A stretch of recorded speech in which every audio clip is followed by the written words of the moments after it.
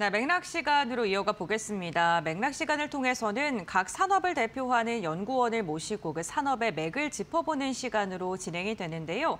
오늘은 로봇과 관련된 이야기 나눠보도록 하겠습니다. SK증권의 박찬술 연구원 함께합니다. 안녕하세요. 네, 안녕하십니까. 네, 반갑습니다. 최근에 로봇 관련 기업들의 움직임이 굉장히 좋은데요. 오늘 관련된 이야기 좀 심도 있게 풀어보도록 하겠습니다. 가장 먼저 글로벌 빅테크 관련된 기업들의 로봇 투자가 로봇 기업들의 상승세를 좀 주도하고 있는 주요 요인 중에 하나이죠. 그렇다면 왜 이 기업들이 로봇에 베팅을 하는 건지, 시장이 얼마만큼 성장할 것으로 기대를 하길래 이렇게 많은 돈을 투자하는 건지 연구원님께서 어떻게 바라보실까요? 네, 일단 빅테크가 보는 이제 로봇 시장, 네. 휴머노이드 시장이라고 보시면 될 것 같고, 결국에는 빅테크는 상당히 큰 파이를 먹어야만 지금 기존에 있는 사업보다 네. 더 높은 성장을 이제 이룰 수 있을 텐데요. 그래서 휴머노이드 로봇 시장을 결국에는 빅테크가 선점을 하게 됐다는 의미를 다르게 생각해 보면은 그만큼 큰 시장이다라고 보시면 될 것 같습니다.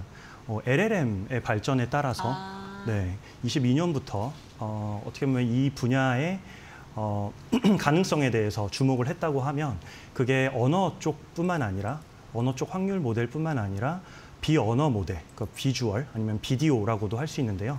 이게 결국에는 이쪽 분야에도 적용이 된다는 것을 알게 되었고 결국 이 부분이 피지컬 AI까지 이어지기 때문에 결국에는 그냥 소프트웨어 시장뿐만 아니라 이런 물리적인 시장에서도 성장 드라이브를 가져올 수 있겠다라고 생각되면서 빅테크의 투자가 시작되었다고 보시면 될 것 같습니다. 네, 알겠습니다. 이 거대 언어 모델의 확장에 따른 빅테크들의 로봇 투자가 좀 지속되고 있는 건데요. 그렇다면 시장 규모는 어느 정도로 예상하세요?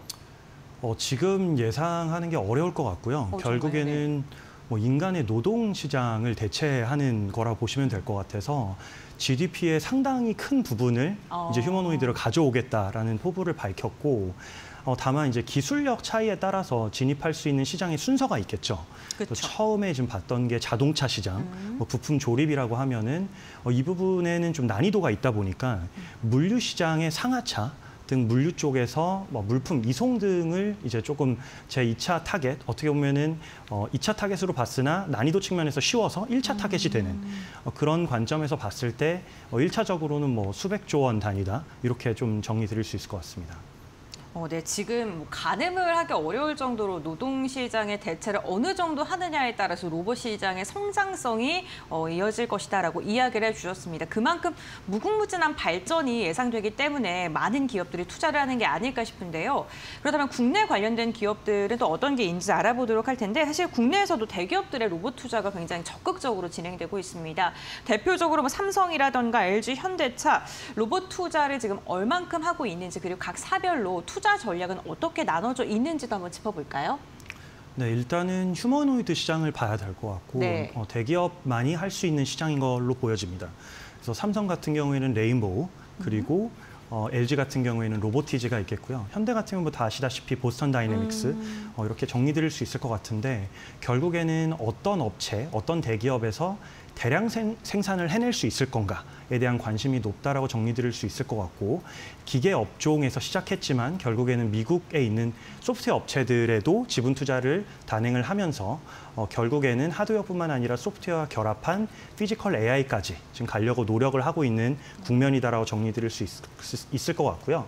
삼성과 LG 같은 경우에는 하반신을 이제 휠 베이스로 하다 보니까 시장에서는 조금 기술력이 안 되는 거 아니냐라는 의구심도 있었지만, 최근에 공개되는 어떤 영상이라든가 기술 발전의 속도를 보면 내년 안에 삼성과 LG 밑에 있는 이런 휴머노이드 업체들이 하반신까지 들고 같이 결합해서 풀바디 휴머노이드를 출시할 것으로 예상이 되면서 기대감을 좀 높여도 되는 국면이라고 판단을 하고 있습니다. 네, 알겠습니다. 어쨌든 기술력에 대한 발전 계속해서 나오고 있고, 대표적으로 굵직굵직한 기업들의 휴머노이드 로봇 개발의 가시화가 내년엔 더 일어날 수 있다라고 이야기를 해주셨습니다. 다만 제가 로봇에 대한 이야기를 이렇게 쭉 보다 보면요, 결국에는 중국이 우리나라를 결국에 따라잡고 있고, 태양광이라든가 2차 전지 산업에서도 역전된 상황이 많았기 때문에 그에 대한 우려 섞인 목소리도 많이 나오고 있거든요. 연구원님께서 어떻게 보세요?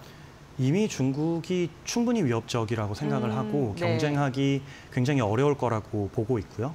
다만 휴머노이드 분야 같은 경우에는 아직 승자가 없기 때문에 희망이 있는 부분도 있고 최근에 이제 보안 이슈라던가 신뢰성, 제품 신뢰성 그리고 어떻게 보면은 네. 보안, 네. 취약성 관련돼서도 조금 중국에서 이슈가 좀 발생을 하고 있기 때문에 이런 마켓에 우리가 좀 잘할 수 있지 않을까라고 보면 될 것 같고 또 피지컬 AI라는 부분이 그냥 정말 기계적인 움직임을 생각할 수도 있지만 네. 컨텐츠라는 부분도 상당히 중요합니다. 중요하죠. 네, 어떻게 움직이는지, 어떤 부분들을 보여주는지 이런 부분도 굉장히 중요할 것 같고 그리고 이제 AI라는 것 자체가 어떻게 보면은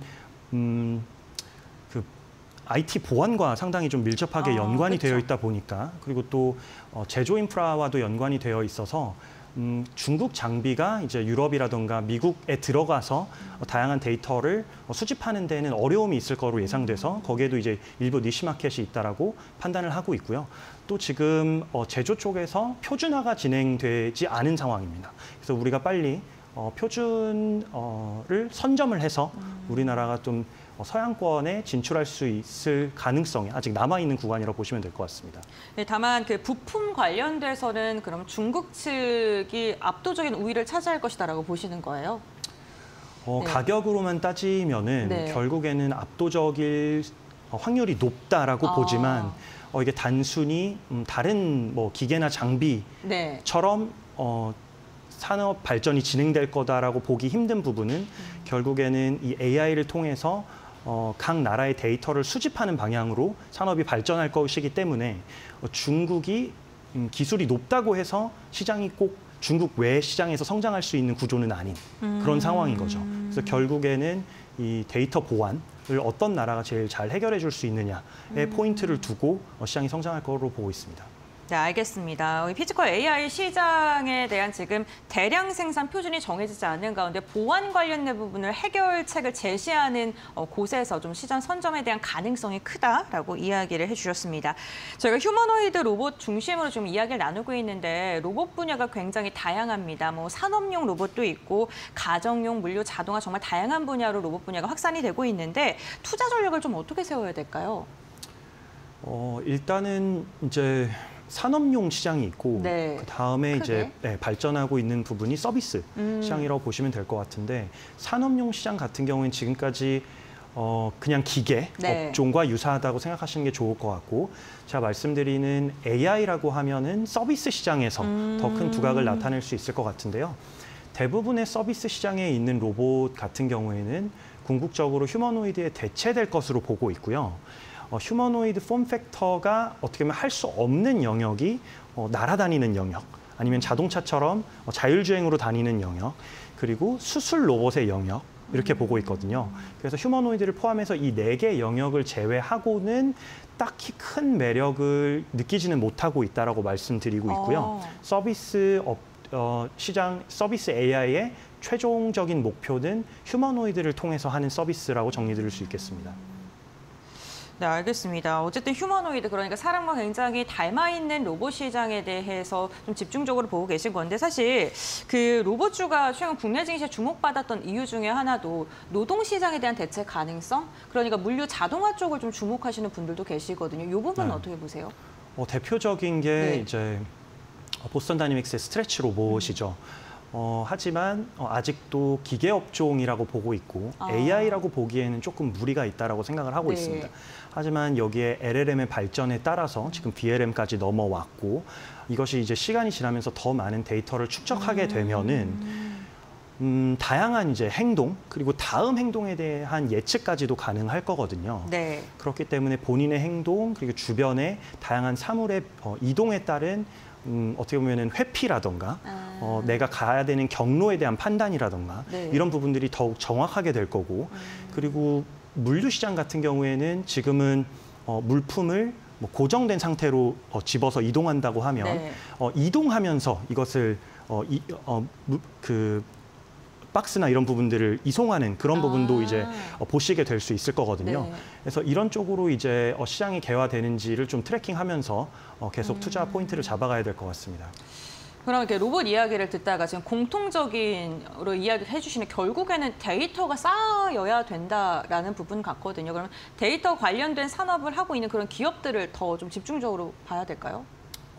일단 데이터를 가장 잘 쌓고 있는 업체들은 대부분 미국, 중국에 있다라고 보시면 좋을 것 같고요. 그 이유는 이제 규제 때문인데요.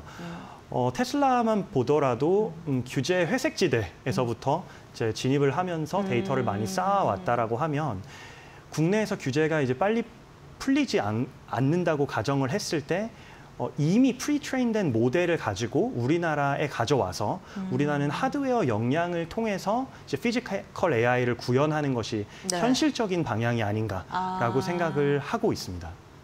결국에는 그 규제를 누가 먼저 풀었냐가 좀 중요한 것 같네요. 그 최근에 지수가 조정을 받았을 때도 로봇 관련 기업들은 좀 굳건하게 버텨줬고 오늘도 로봇 기업들 잘 가는 모습입니다. 앞으로 추가 상승 여력이 더 열려 있다고 보시나요? 네, 일단 지금 로봇 업종이 상승하는 이유는 크게 두 가지라고 보고 있는데 가장 첫 번째는 이제 매크로인 것 같습니다. 금리 인하에 따른 미국의 제조업 반등에 대한 가능성에 주목을 하고 있고 여기에 국내 업체들이 들어가서 미국의 제조업을 조금 더 강하게 만들어줄 수 있을 것인가.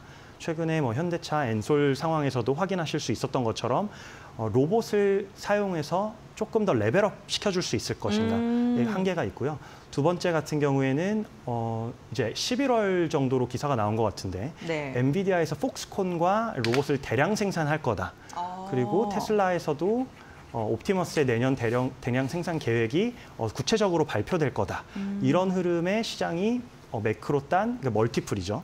그리고 펀더멘털 이런 업체들의 동향 이 두 개에 좀 주목하고 있기 때문에 대형 휴머노이드 업체뿐만 아니라 작은 물류 쪽 시장에서의 업체들 지금 전부 다 부각을 받고 있는 상황이고 국내 같은 경우에는 교육 모멘텀에 좀 주목을 하다 보니까 일부 코딩이라던가 로봇 교육에 대한 업체들도 간간히 좀 주가가 튀어오르고 있는 그런 상황으로 정리드릴 수 있겠습니다. 지금 굉장히 큰 부분에서 이야기를 해주셨는데 사실 국내에서도 4.5일제를 하겠다 이런 얘기 나오면서 로봇주들 좀 주목을 받고 있는 상황이잖아요. 국내 이슈 중에 저희가 좀 잊지 말고 체크해야 될 게 있다면 어떤 게 있을까요? 국내 이슈에는 제가 어느 정도 하방을 지지해주는 모멘텀으로 보고 있고 노란봉투법 같은 경우에는 내년 시행 관련된 이슈가 있지만 위로 올라가는 부분은 아무래도 미국과 중국의 모멘텀을 좀 주목해 봐야 될 것 같습니다. 그래서 금리 인하의 가능성 등락에 따라서 좀 변동성이 있을 수 있지만 지금은 변동성이 확대되어도 위로 올라가는 방향으로 생각을 하고 있고요. 그리고 가장 좀 주목해 봐야 되는 부분은 아무래도 레인보우라던가 로보티즈의 이 풀바디 휴머노이드 이슈에 주목을 해야 될 것 같습니다. 저는 제가 파악한 바로는 레인보우 로보틱스 같은 경우에는 조만간 풀바디를 발표할 것으로 알고 있습니다. 알겠습니다. 어쨌든 지금 대형사와 함께 협력하고 있는 로봇 관련 기업들이 어떻게 로봇 산업에 대한 발표를 할 것인지 그런 걸 좀 주목해 보셔야 된다라고 이야기를 해주셨는데 결국에는 상방을 열어주는 건 글로벌 이슈인 듯합니다. 그렇다면 글로벌 기업들과 협력을 강화하고 있는 기업들을 중심으로 저희가 봐야 되는지 로봇 관련 기업들 중에 탑픽으로 좀 선정해 볼 만한 종목 어떤 게 있을까요? 탑픽은 항상 로보티즈다라고 말씀을 드리고 있고 로보티즈 같은 경우에 이제 오픈 AI에 손을 납품하게 되죠. 그래서 여기를 손을 납품하게 되면은 결국에는 어떤 협력이 어디까지 협력이 이루어질 수 있을까 이런 부분에 시장이 관심 갖고 트래킹을 할 것으로 보여지고 있고 원익 로보틱스 최근에 원익 홀딩스의 주가에 좀 자극을 주고 있는 이 업체도 메타에 이제 손을 납품을 하면서 관련 데이터를 학습하고 있죠. 결국에 조금 더 정교한 움직임 이런 부분에 대한 관심이 있고 결국에 이런 빅테크에서 나아가려고 하는 방향에 대해서 선제적으로 좀 정보를 습득할 수 있는 부분이 좀 유리하다라고 보고 있고요. 레인보우 로보틱스도 연말에 이제 내년에 이제 생산 계획에 대해서 발표할 가능성이 있기 때문에 계속 주목해봐야 될 것 같고요. 작은 업체들 같은 경우엔 시메스라는 업체가 이제 쿠팡 납품 논의가 조금 더 본격화되는 흐름으로 이제 전개될 것으로 보고 있고 저번에 나와서 말씀드렸지만 KNR 시스템 같은 경우에도 하이브리드 액추에이터가 어떤 식으로 산업에 적용되는지 계속 관심을 가져야 될 것 같습니다. 네, 알겠습니다. 그럼 결국에는 지금 말씀해 주셨던 로봇 관련 기업들이 실질적으로 글로벌 기업들과 거래를 하고 있거나 그에 대한 기대감이 있는 종목을 중심으로 이야기를 해주셨습니다. 로봇 산업에 대한 발전, 특히나 휴머노이드 로봇 부분에 대해 좀 집중하고 계시다는 점, 그리고 관련된 종목들 좀 이야기해 주셨으니까요. 이 부분 참고하시면서 투자 전략 세워보시면 좋을 것 같습니다. 오늘 연구원님과의 말씀 여기까지 나누겠습니다. 고맙습니다. 네.